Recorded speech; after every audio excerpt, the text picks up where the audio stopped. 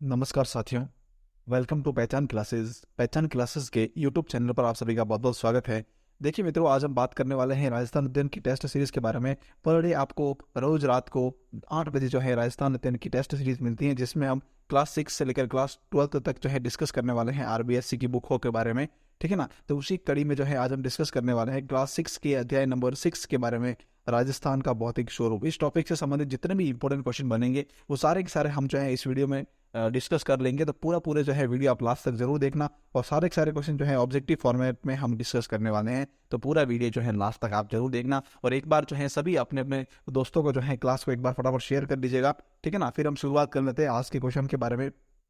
इस टॉपिक से जितने भी इंपॉर्टेंट रहेंगे वो सारे के सारे क्वेश्चन हम डिस्कस कर लेंगे। ठीक है ना। पर डे आपको रोज रात को 8 बजे जो है क्लास मिलती है राजस्थान अध्ययन की। और हमने जो है ये सीरीज इसलिए शुरू की है क्योंकि राजस्थान का चाहे कोई भी एग्जाम हो, उसमें राजस्थान अध्ययन की जो आरबीएससी की बुकें हैं क्लास 6 से लेकर 12 तक, उनमें से क्वेश्चन आते ही आते हैं। 100% क्वेश्चन आते ही आते हैं। ठीक है ना। तो उसी को ध्यान में रखते हुए हमने ये सीरीज जो है शुरू की है। ठीक है ना। चलिए बढ़ते हैं आगे। तो देखिएगा, शुरुआत करते हैं फर्स्ट क्वेश्चन से। फर्स्ट क्वेश्चन देखिए ध्यान से, क्या लिखा हुआ है कि निम्नलिखित में से कौन सा भौतिक प्रदेश राजस्थान में स्थित नहीं है। काफी अच्छा क्वेश्चन है, ध्यान से देखना।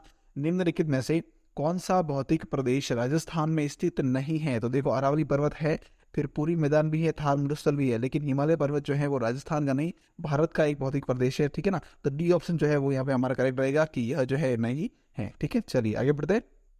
नेक्स्ट क्वेश्चन लिखा हुआ है कि अरावली पर्वतमाला की सबसे ऊंची चोटी कौन सी है। काफी अच्छा क्वेश्चन है, ध्यान से देखना। अरावली पर्वतमाला की सबसे ऊंची चोटी कौन सी है। तो अरावली पर्वतमाला की सबसे ऊंची चोटी है वही गुरु शिखर। कौन सी है? गुरु शिखर। कितनी है? 1722 मीटर। 1722 मीटर। ठीक है ना। कहीं पर जो है इसका 1727 मीटर भी लिखा हुआ है, तो ये भी ध्यान से देख लीजिएगा। ठीक है, अकॉर्डिंग टू ऑप्शन यूज कर लेते। देखो, अगर पूरी पूरी देखें तो 1727 बिल्कुल करेक्ट है, लेकिन 1722 भी इसके आंसर माने जाते हैं। ठीक है, चलिए तो ये ऑप्शन जो है इसका हमारा बिल्कुल ही करेक्ट रहेगा। चलिए आगे देखते हैं।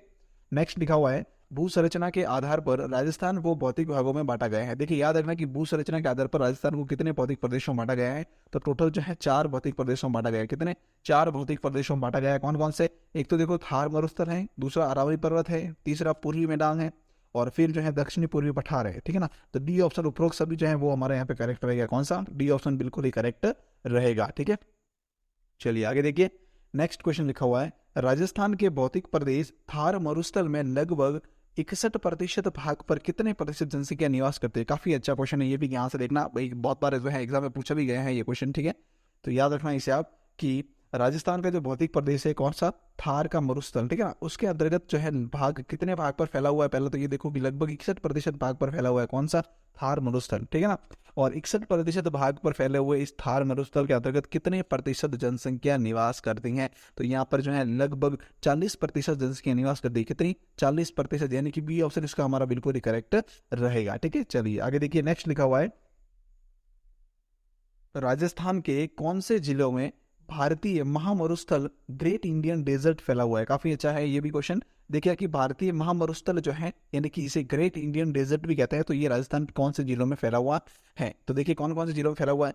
ये जो है बाड़मेर, जैसलमेर और बीकानेर, ये 3 जिलों में फैला हुआ है। अर्थात डी ऑप्शन उपयुक्त सभी जो है वो यहाँ पे हमारा करेक्ट रहेगा। ठीक है, चलिए आगे देखते हैं। नेक्स्ट लिखा हुआ है, अरावली पर्वत राजस्थान के लगभग कितने प्रतिशत भाग पर विस्तृत है। कौन सा? अरावली पर्वतमाला जो है वो राजस्थान के लगभग कितने प्रतिशत भाग पर विस्तृत है। तो यह राजस्थान के 9% भाग पर विस्तृत है। कितने? 9% भाग पर विस्तृत है, यानी कि बी ऑप्शन इसका हमारा बिल्कुल करेक्ट रहेगा। ठीक है, चलिए आगे देखिएगा। राजस्थान का कौन सा भौतिक प्रदेश राजस्थान को पूर्वी राजस्थान और पश्चिमी राजस्थान में विभाजित करता है। तो वह कौन सा? अरावली पर्वत जो है वो राजस्थान को 2 भागों में डिवाइड करता है, एक तो पूर्वी राजस्थान और दूसरा पश्चिमी राजस्थान। ठीक है, तो इसका बी ऑप्शन जो है वो यहाँ पे हमारा करेक्ट आंसर रहेगा। चलिए आगे दिखा हुआ है, अरावली पर्वतमाला की सबसे ऊंची चोटी गुरु शिखर किस जिले में स्थित है। ये भी अच्छा क्वेश्चन है कि गुरु शिखर जो है अरावली पर्वतमाला की सबसे ऊंची चोटी है। इसकी लंबाई, इसकी ऊंचाई कितनी है? 1722 मीटर। कितनी है भाई? 1722 मीटर। और एक चीज और याद रखना कि ये कौन से जिले के अंतर्गत स्थित है। तो यह जो है स्थित है कहाँ पर? सिरोही जिले के अंदर। कौन से? सिरोही जिले के अंतर्गत स्थित है, माउंट आबू में कहते हैं। कहाँ पर? माउंट आबू के अंतर्गत, सिरोही जिले में माउंट आबू के अंतर्गत। ठीक है, तो याद रखना, काफी अच्छा क्वेश्चन है ये भी। ठीक है, चलिए आगे बढ़ते हैं। नेक्स्ट है, गुरु शिखर की ऊंचाई कितनी है? 1722 मीटर, मैंने अभी बताया था आपको। ठीक है, ये ऑप्शन इसका बिल्कुल करेक्ट रहेगा हमारा। चलिए अगला क्वेश्चन क्या होगा कि रेत के टीले जो हवा के साथ अपना स्थान बदल देते हैं उन्हें कहते हैं। देखो याद रखना कि रेत के अंतर्गत, रेगिस्तान के अंतर्गत जो रेत के बड़े बड़े टीले होते हैं ना, वे क्या करते हैं कि हवा के साथ में अपना स्थान बदल देते हैं। तो इन टीलों को क्या कहा जाता है? इन टीलों को जो है स्थानीय भाषा में दोरे कहते हैं। क्या कहते हैं भाई? दोरे कहते हैं। तो बी ऑप्शन इसका बिल्कुल हमारा करेक्ट रहेगा। उस तरफ जब हम जाते हैं जैसलमेर की तरफ तो बहुत सारे दोरे जो इस प्रकार से देखने को हमें मिलते हैं। ठीक है, चलिए आगे बढ़ते हैं। नेक्स्ट देखिएगा। अब मित्रों एक और बात सूचना जो है आपको बता दूं कि रोज सुबह डेली 7:30 बजे जो है डेली लाइव क्लास मिलती है किसकी? राजस्थान करंट अफेयर्स की, हमारे चैनल के माध्यम से। तो पर डे जो है आप जो है राजस्थान करंट अफेयर्स की डेली क्लास देखते रहिएगा। लाइव क्लास है ये, डेली लाइव क्लास, ठीक है, राजस्थान करंट अफेयर्स की। ठीक है, काफी हेल्प रहेगा इसके लिए, क्योंकि राजस्थान का चाहे कोई भी एग्जाम हो उसमें 100% जो है राजस्थान करंट से क्वेश्चन आते ही आते हैं। ठीक है, तो उसी को ध्यान में रखते हुए क्लास शुरू की गई है। तो इस क्लास को भी जो है आप पर डे सुबह 7:30 पर जरूर अटेंड किया कीजिएगा। ठीक है, चलिए आगे देखिएगा।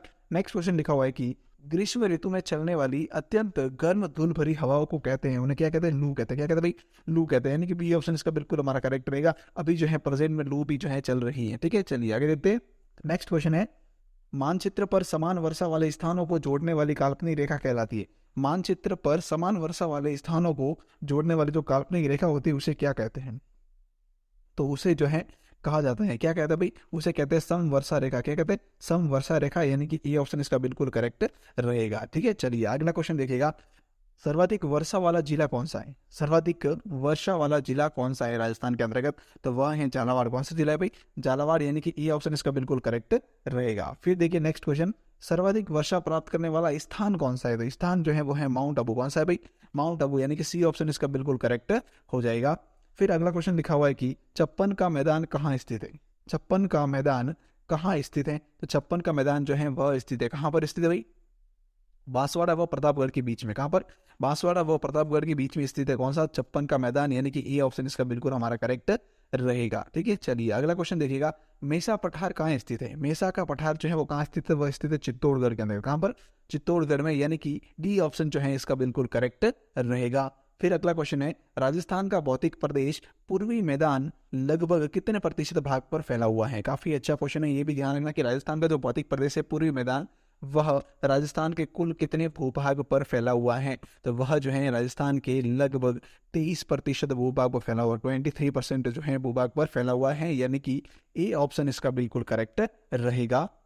ठीक है, चलिए अगला क्वेश्चन है, चंबल नदी के आसपास कोटा से धौलपुर तक नाली अपरदन के कारण अत्यधिक उबड़ खाबड़ हुआ क्षेत्र जो है वो क्या कहलाता है? तो उसे उत्खात भूमि कहते हैं। क्या कहते हैं भाई? उत्खात भूमि कहते हैं, या फिर इसको बेड लैंड टोपोलॉजी भी कहते हैं। क्या कहते हैं भाई? बेड लैंड टोपोलॉजी भी कहते हैं, बेड लैंड टोपोलॉजी भी कहा जाता है इसको। क्या कहते हैं? बेड लैंड टोपोलॉजी भी कहा जाता है। ठीक है, चलिए नेक्स्ट देखिएगा। राजस्थान के भौतिक प्रदेश पूर्वी राजस्थान में लगभग कितने प्रतिशत जनसंख्या निवास करती है? देखिएगा 23% जो है पूर्वी राजस्थान का भूभाग है, तो उसके अंतर्गत जो है कितने प्रतिशत जनसंख्या निवास करती है? तो जनसंख्या जो है वहां पर 40% निवास करती है। कितनी? 40% जनसंख्या निवास करती है कहां पर? पूर्वी राजस्थान के अंतर्गत। तो बी ऑप्शन इसका बिल्कुल हमारा करेक्ट रहेगा। और वहां पर क्षेत्र भूभाग कितना है? तो भाग जो है वह है कितना? 23%। ठीक है, चलिए आगे देखिएगा। नेक्स्ट क्वेश्चन क्या है ध्यान से देखना कि राजस्थान का भौतिक प्रदेश दक्षिण पूर्वी पठार कौन सा? दक्षिण पूर्वी पठार जो है वो राज्य के लगभग कितने प्रतिशत भाग पर फैला हुआ है? तो दक्षिण पूर्वी पठार जो है वह राज्य के कितने प्रतिशत भाग पर फैला हुआ है? तो वह है 7% भाग पर। कितना? 7%, यानी कि सी ऑप्शन इसका बिल्कुल करेक्ट हो जाएगा। फिर देखिए नेक्स्ट क्वेश्चन लिखा हुआ है, निम्नलिखित में से राजस्थान के किस जिले में उड़िया पठार स्थित है? उड़िया पठार जो है राजस्थान के कौन से जिले में स्थित है? तो वह स्थित है भाई कहाँ पर? सिरोही जिले के अंदर। कहाँ पर? सिरोही जिले में, यानी कि बी ऑप्शन इसका बिल्कुल करेक्ट रहेगा। नेक्स्ट लिखा हुआ है, बोराट का पठार स्थित है। बोराट पठार जो है वह स्थित है कहाँ पर? स्थित है बोराट का पठार? तो बोराट का पठार जो है वह स्थित है उदयपुर व राजसमंद के बीच में। कहाँ पर? उदयपुर व राजसमंद के बीच में स्थित है, यानी कि कुंभलगढ़ व गोगुंदा के बीच में। कहाँ पर? कुंभलगढ़ व गोगुंदा के बीच में। ठीक है, तो ये भी आप याद रखना, कहीं पर जो है ये भी आंसर मिलता है कि कुंभलगढ़ व गोगुंदा के बीच में। कहाँ पर? गोगुंदा के बीच में स्थित है कौन सा? उड़िया का, सॉरी ये बोराट का पठार। ठीक है ना, तो चलिए सी ऑप्शन जो है इसका बिल्कुल करेक्ट रहेगा, उदयपुर व राजसमंद के बीच में। नेक्स्ट देखिएगा, ऊपरमाल का पठार कहाँ स्थित है? ऊपरमाल का पठार जो है वह कहाँ स्थित है? तो ऊपरमाल का पठार जो है वह स्थित है कहाँ पर? चित्तौड़गढ़ व भीलवाड़ा के बीच में। कहाँ पर? चित्तौड़गढ़ व भीलवाड़ा के बीच में, यानी कि चित्तौड़गढ़ का जो भैंसरोडगढ़ है वहां पर और बिजोलिया के बीच में। इसको जो है भैंसरोडगढ़ और बिजोलिया के बीच में भी कहते हैं, भैंसरोडगढ़ व बिजोलिया के बीच में। किसके बीच में भाई? बिजोलिया के बीच में। पेंसरोडगढ़ व बिजोरिया के बीच में स्थित है कौन सा? ऊपरमाल का पठार, ठीक है। और चित्तौड़गढ़ या भीलवाड़ा भी इसको कहा जाता है। तो ए ऑप्शन जो है इसका बिल्कुल हमारा करेक्ट रहेगा। फिर देखिए नेक्स्ट क्वेश्चन क्या कह रहा है, ध्यान से देखना कि लसाड़िया पठार स्थित है कौन सा? लसाड़िया का पठार जो है वह स्थित है कहाँ स्थित है लसाड़िया का पठार भाई? तो लसाड़िया का पठार वैसे पूरा उदयपुर के अंदर स्थित है, लेकिन ये जो क्षेत्र है वो उदयपुर और प्रतापगढ़ दोनों के बीच में आता है। कहाँ पर? उदयपुर व प्रतापगढ़ के बीच में आता है, इसलिए इसको कहा गया है लसाड़िया का पठार कहाँ स्थित है? उदयपुर व प्रतापगढ़ के बीच में, यानी कि बी ऑप्शन इसका बिल्कुल करेक्ट रहेगा। फिर देखिए नेक्स्ट लिखा हुआ है निम्नलिखित में से सत्य कथन बताइए। अब यहाँ पर जो सही है वो कथन आपको बताना है। तो देखिएगा क्या कथन सत्य है। मरुस्थलीय प्रदेश, देखिए क्या है मरुस्थलीय प्रदेश? शुष्क और अर्ध शुष्क मरुस्थलीय जलवायु पाई जाती है तथा अरावली चारा जो पूर्व का क्षेत्र है जयपुर का और उसके उत्तर पूर्वी जिले हैं जयपुर के, उसमें उप आर्द्र जलवायु पाई जाती है। कौन सी? उप आर्द्र जलवायु पाई जाती है। बिल्कुल ही करेक्ट है दोनों ही कथन, ठीक है। फिर नेक्स्ट लिखा हुआ है कि सवाई माधोपुर और से लेकर उदयपुर तक का जो क्षेत्र है वहां पर आर्द्र जलवायु पाई जाती है, ये भी बिल्कुल करेक्ट है। फिर है कि दक्षिण में बांसवाड़ा व दक्षिण पूर्व के झालावाड़ जिले हैं वहां पर अति आर्द्र जलवायु पाई जाती है। कौन सी? अति आर्द्र जलवायु पाई जाती है, अर्थात उपयुक्त सभी, यानी कि डी ऑप्शन जो है वो यहाँ पे हमारा करेक्ट रहेगा, ठीक है। चलिए आगे देखिएगा नेक्स्ट क्वेश्चन लिखा हुआ है निम्नलिखित में से सत्य कथन बताइए। देखिए कौन सा सत्य कथन है कि ग्रीष्म ऋतु जो है वो कब से कब तक चलती है? तो मार्च से जून तक चलती है, बिल्कुल करेक्ट है। फिर वर्षा ऋतु जो है वो जुलाई से सितंबर तक चलती है। फिर शीत ऋतु जो है वो अक्टूबर से फरवरी तक चलती है, अर्थात डी ऑप्शन जो है उपयुक्त सभी वो हमारे यहाँ पे करेक्ट रहेगा, ठीक है। चलिए आगे देखते हैं नेक्स्ट लिखा हुआ है निम्नलिखित में से सत्य कथन बताइए। अब यहाँ पर भी जो सत्य कथन बताना क्या है, देखो ध्यान से कि बंगाल की खाड़ी के मानसून से राजस्थान में अधिक वर्षा होती है। याद रखना बंगाल की खाड़ी का जो मानसून आता है तब राजस्थान में अधिक वर्षा करता है, ठीक है ना, जो कि अधिकांश तक पूर्वी राजस्थान में होती है। याद रखना बंगाल की खाड़ी के मानसून से एक तो राजस्थान में अधिक वर्षा होती है और राजस्थान के कौन से क्षेत्र में? पूर्वी क्षेत्र, पूर्वी राजस्थान जो है वहां पर यह अधिक वर्षा करता है। कहां पर? पूर्वी राजस्थान के अंतर्गत। कौन सा? बंगाल की खाड़ी का मानसून। फिर है कि अरब सागर का जो मानसून होता है उससे अधिकांश वर्षा दक्षिणी राजस्थान में होती है, ठीक है, बिल्कुल करेक्ट है दोनों ही पॉइंट। फिर नेक्स्ट देखिएगा कि राजस्थान के दक्षिण पूर्वी भाग से उत्तर पश्चिमी भाग की ओर वर्षा लगातार कम होती जाती है, ये भी बिल्कुल करेक्ट है। तो उपयुक्त सभी डी ऑप्शन जो है वो यहाँ पे हमारा करेक्ट रहेगा, ठीक है। चलिए आगे बढ़ते हैं नेक्स्ट क्वेश्चन है राजस्थान का सबसे आर्द्र जिला कौन सा माना जाता है? राजस्थान का सबसे आर्द्र जिला जो है वह माना जाता है कौन सा? झालावाड़। कौन सा माना जाता है भाई? झालावाड़, यानी कि ए ऑप्शन इसका बिल्कुल करेक्ट रहेगा। फिर नेक्स्ट क्वेश्चन है राजस्थान का सबसे कम वर्षा वाला जिला कौन सा है? ये भी काफी अच्छा क्वेश्चन है। राजस्थान का सबसे कम वर्षा वाला जिला कौन सा है? तो वह है जैसलमेर। कौन सा है भाई? जैसलमेर। लगभग जो है 10 सेमी के आसपास ही यहाँ पे वर्षा होती है। कितनी? 10 सेमी के आसपास ये वर्षा होती है। तो बी ऑप्शन जो है वो यहाँ पे हमारा करेक्ट रहेगा, जैसलमेर। नेक्स्ट है मावट क्या है? देखो मावट जो है वो क्या है? एक प्रकार की शीतकालीन वर्षा होती है। इसे जो है पश्चिमी विक्षोभ भी कहते हैं। क्या कहते हैं भाई? पश्चिमी विक्षोभ भी कहा जाता है। किसे? मावट को। और ये जो है कब से कब तक होती है? तो ये शीतकाल के अंतर्गत होती है और इसके लिए जो बेनिफिट होता है किसके लिए? गेहूं की जो फसल होती है ना उसके लिए ज्यादा बेनिफिट होता है। किसके लिए? गेहूं की फसल के लिए बहुत ज्यादा बेनिफिट होता है। किसका? मावट का, ठीक है ना। मावट शीतकालीन वर्षा होती है, शीत ऋतु में होने वाली वर्षा कहते हैं इसको। तो ये ऑप्शन जो है इसका हमारा बिल्कुल करेक्ट रहेगा। चलिए नेक्स्ट देखिएगा। अब देखिए मित्रों ये जो इस टॉपिक से जितने भी क्वेश्चन बन सकते थे वो सारे के सारे मैंने बनाकर इस वीडियो में आपको बता दिए।